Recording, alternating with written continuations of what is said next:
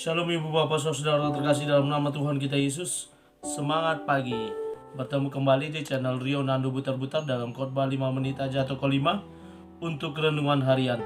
Renungan pada hari ini saya ambil dari kitab Lukas pasal yang kedua ayat 46 sampai dengan 47. Demikian kesaksian firman Tuhan. Sesudah 3 hari mereka menemukan dia dalam bait Allah.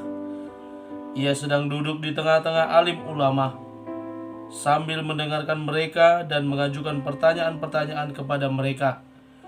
Dan semua orang yang mendengar dia sangat heran akan kecerdasannya dan segala jawab yang diberikannya. Belajar dari masa kecil Tuhan Yesus. Ibu bapak saudara terkasih dalam nama Tuhan kita Yesus, Alkitab tidak banyak berbicara tentang 30 tahun pertama kehadiran Yesus di dunia ini. Setelah dibahas tentang kelahirannya dan ketika dia berusia 8 hari dan dibawa untuk disunat, dan juga ketika dia berada di bait Allah berusia 12 tahun. Dan dalam nats ini bagian dari sekian banyak cerita yang dibahas dalam Alkitab tentang Tuhan Yesus. Setelah 30 tahun dia diceritakan bagaimana tentang pelayanannya. Dan memang benar para penulis Alkitab tidak fokus kepada masa kecil Tuhan Yesus, karena yang paling fokus adalah di akhir hidupnya, kematian dan kebangkitannya yang memberikan keselamatan bagi setiap orang yang percaya kepada dia. Dan kalaupun kita mau belajar dari masa kecil Tuhan Yesus, ada hal yang mungkin bisa kita dapat dari nats ini. Yang pertama dikatakan, sesudah 3 hari mereka menemukan dia dalam bait Allah, di mana nats ini secara keseluruhan merupakan perjalanan dari Maria dan Yusuf membawa Yesus ke Yerusalem, ke bait suci dari Nazaret. Dan mereka dalam perjalanan kurang lebih berhari-hari mereka berjalan.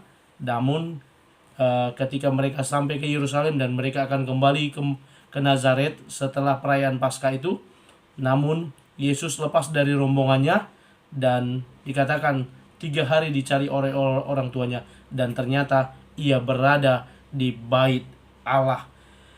Pada usia 12 tahun memang seorang anak Yahudi harus belajar tentang Taurat dan harus belajar di bait suci, dan itu merupakan tanggung jawab orang tua, yang mana si anak tersebut harus benar-benar belajar dari Taurat, sehingga nanti ketika dewasa mereka sudah paham, mereka sudah mengerti tentang Taurat. Dan saat ini Yesus berada di bait Allah. Dikatakan apa yang dilakukan di bait Allah, ia sedang duduk di tengah-tengah alim ulama. Dia ada di antara rabi-rabi, di antara guru-guru yang mengajar. Benar sekali, pada saat itu ada waktunya di mana para rabi akan bertemu dengan para murid, dengan orang-orang awam, dan mereka akan bercakap-cakap tentang Taurat, mereka akan bercakap-cakap tentang Allah. Dan para rabi itu harus mengajar dan menyampaikan hal-hal yang terkait yang tidak dapat dipahami oleh orang-orang yang bertanya pada saat itu. Dan kita lihat saat ini ada seorang anak usia 12 tahun, yakni Tuhan Yesus. Dia berada di sana, dikatakan dia juga mengajukan pertanyaan-pertanyaan kepada mereka, yakni kepada para guru-guru itu. Dan ketika terjadi tanya jawab, Yesus pun menunjukkan kecerdasannya dengan menjawab apa yang dia ketahui dan dia pahami.